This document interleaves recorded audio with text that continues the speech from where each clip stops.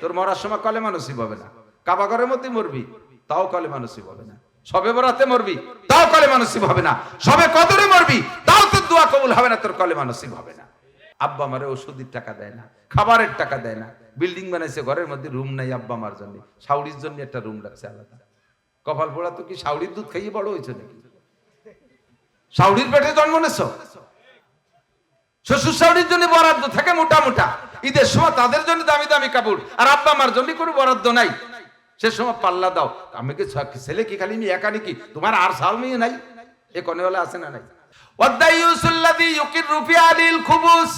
যে তিনজনের জন্য বেচতে হারাম, তার ভিতরে 3 নম্বর জন হলো দাইয়ুস।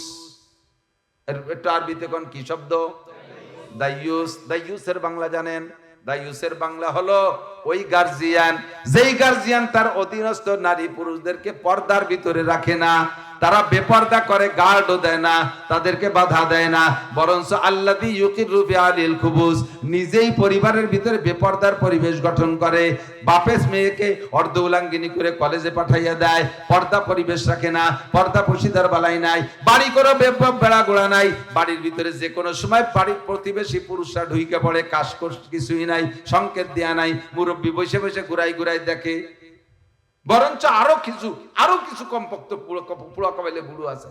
একটা ছেলে কোনো মতে কলেজে পড়ে, যদিও চরমনের হুজুরের কাছে বায়াত অথবা তবলিগে সময় লাগাইছে, এই ছেলেটা তো শরীয়ত মেনে চলতে চায়, আর বাকি কটা তো উড়ন চড়ই হয়ে গেছে, সে কটা তো যাবার হইছে, নিচে দিয়েও 2-3টে নষ্ট হয়ে গেছে। এই যেটা একটু দিনদার হইছে, বিয়ে করে আনছে, হুজুরের কাছে শুনছে বউ মানে দেওররা ভাসুররা বউ দেখতে পারবে না, ভাবিকে দেখতে পারবে না, পর্দা করতে হবে। এখন ও আইসে এই পর্দা করতে, যে খাস পর্দার প্রেসার দিছে, ওদিকে ছোট ভাইরা বড় ভাইরা তারা ভাবি দেখবে, ছোট ভাই বউ দেখবে, তাকে একটা শখ আছে, তাকে দেখতে দেয়নি। বাপ মা যাইয়া সেই সমস্ত ভাইয়ের পক্ষ নেই, হ্যাঁ উনি তো হুজুর বিয়ে নিয়েছে, আমার ছেলে যদি তোর বউ না দেখতে পারলো, অমন বউ আমার বাড়ি দরকার নাই। এ দাতাল বুড়ো না আইডিয়া। শয়তান, বুড়ো শয়তান। তুমি আরো সহযোগিতা করবে, এই ছেলেরা ও একটু ভিন্ন রকম হয়েছে, হুজুরের কাছে বায়াত, ও যেভাবে থাকতে চায় তারা সেভাবে থাকতে দে, ওর বউকেও দেখবি না। বেপর্দা মহিলার পেট দিয়ে নেক সন্তানের আশা খুব কমই করা যায়, আর একটা খাস পর্দানশীল মায়ের পেট থেকে একটা নেক সন্তানের আশা করা যায়। হোক সে আলেম, হোক সে জেনারেল শিক্ষিত। খুঁজে দেখেন আমার ডিসি সাহেবের মা অবশ্যই একজন পর্দানশীল মহিলা। ভালো অফিসার হইতে হলেও তার মাও ভালো হইতে হবে। সন্তান ভালো পাইতে গেলে আগে মা ভালো হইতে হবে, মা ভালো না হলে সন্তান ভালো হবে না। উপদ্যে দশ করে কি হবে? ভালো পিঠে চাইতে হলে ভালো শ্বাস লাগবে, শ্বাসে যদি তলা ফুট হয়, গোলা ছাড়িয়ে দেবেন, তাহলে ফুল ফুল করে বাড়েছিল। শ্বাসে যদি ডাউন নামে সে, তাহলে সে শীতেই ভিটে ডসা হয়ে যায়, ভিতরে দরকাছা শক্ত হয়ে যায়, ঠিক না? তা শ্বাসের ভিটে যদি ডাউন দিয়ে ডাকি না দিলি, ভালো করে না ডাকলে যদি ভিটে নষ্ট হয়ে যায়, তাহলে আপনার ছেলে মেয়ের শ্বাসও তো আপনার বউ, তাও তো একটু ডাউন দিয়ে ডেহি রাখতে, বোরকা টোরকা দিয়ে একটু ডেহি রাখতে, নাহলে ভিটে দরকাছা হয়ে যায়, নষ্ট হয়ে যায়। আল্লাহ লুকমান হাকিম বলেন, যদি তুমি ছাগলের রাখাল থেকে মানুষের কমান্ডার রাখাল হইতে চাও, 1 নম্বরে চক্ষু কন্ট্রোল করো। বেশি আর বলতে পারবো না, কষ্ট হয়ে যাচ্ছে। 1 নম্বরে চক্ষু হেফাজত, 1 নম্বরে যুবক রাখো, 1 নম্বরে চোখের হেফাজত, চোখের দায়িত্ব চোখরে দিয়ে পালন করাও। কোরআন পড়ো, হাদিস পড়ো, বড় বড় বুজুর্গানে দিনের কিতাব পড়ো, জীবনী পড়ো। মা বাবার দিকে মহব্বতের নজরে তাকাও, স্ত্রীর দিকে মহব্বতের নজরে তাকাও, সন্তানের দিকে মহব্বতের নজরে তাকাও, মসজিদের দিকে মহব্বতের নজরে তাকাও, মাদ্রাসার দিকে মহব্বতের নজরে তাকাও।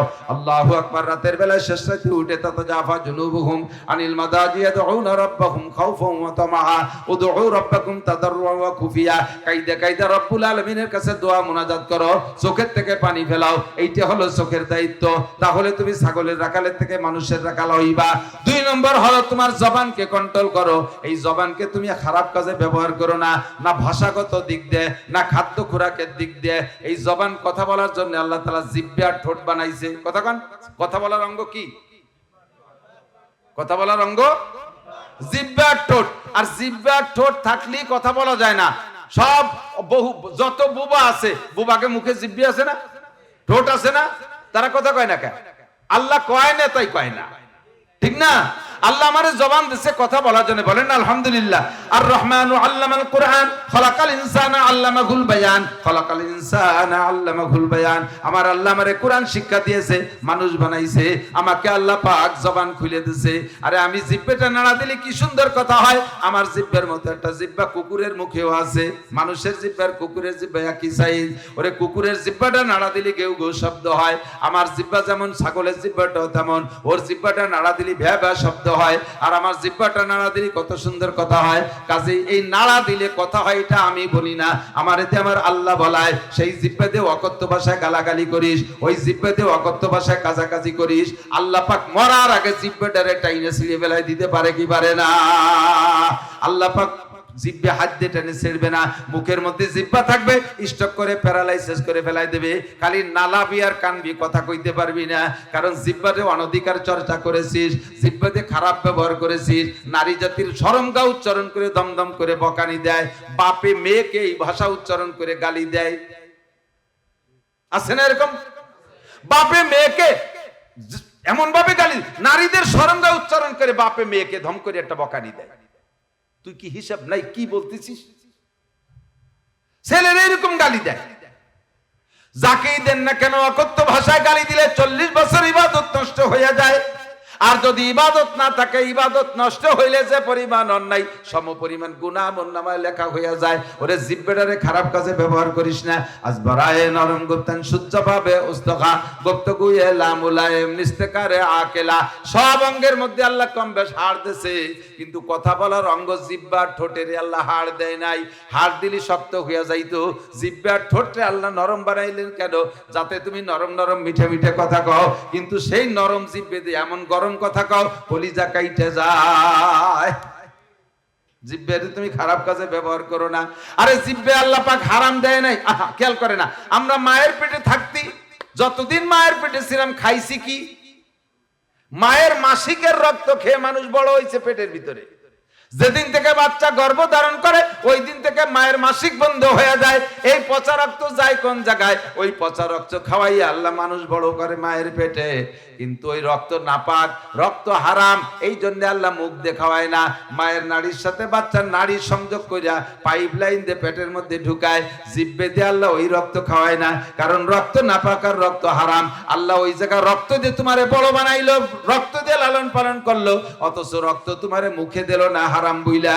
ওরে জন্মের পরে কেন তুমি যা হারাম জিনিস মুখে দাও? তুমি গাঁজা হারাম, বিড়ি হারাম, সিগারেট হারাম, মদ হারাম, হিরোইন হারাম, আরে সুদ হারাম, ঘুষ হারাম, চোরা টাকা হারাম, ডাকাতি করা মাল হারাম, জাতির হক মারিয়ে দিয়া মাল, এগুলো সব হারাম। এত হারাম জিহ্বায় দাও কেন? ও বান্দা মাইয়াজ মাল্লি মা বাইনা লাহিয়াইহি ওয়া মা বাইনা রিজলাইহি আজমাল্লাহুল জান্নাহ। নবী পাক বলেন দুইটি অঙ্গের হেফাজত কর, আমি নবী তোর জান্নাতের জামিন হইয়া যাব। তোরে ময়দানে মাহশারে কেউ জাহান্নামে দিতে পারবে না, মাত্র দুইটা অঙ্গরে হেফাজত কর। এক নম্বরে দুই মাড়ির মাঝখানে নরম অঙ্গ জিহ্বা, আর একটা দুই রানের মাঝখানে নরম অঙ্গ শরমগা। এই দুইটা স্টার জায়গায় হেফাজত কর, আমি তোর জান্নাতের জামিন হইয়া গেলাম। দুই নম্বরে মানুষের রাখালি করতে হলে দুই নম্বরে লাগে জিহ্বার কন্ট্রোল। উলামায়ে কেরাম সাবধান, না কয়ে পারি না, সাবধান। এই মাদ্রাসার হক মসজিদের টাকা আপনাদের কাছে আসে, একটি টাকা হারাম খাইয়েন না। কোন অবস্থাতে কমিটির লোক জানে না আর বড় হুজুর জানে না টাকাটা আসছে আপনার হাতে, রশিদ না কেটে মারিয়ে দিয়েছেন, হজম করতে পারবেন না। ইন্নামা ইয়াকুলুনা ফি বুতুনিহিম নার, পেটে আগুন ঢুকাইতেছেন।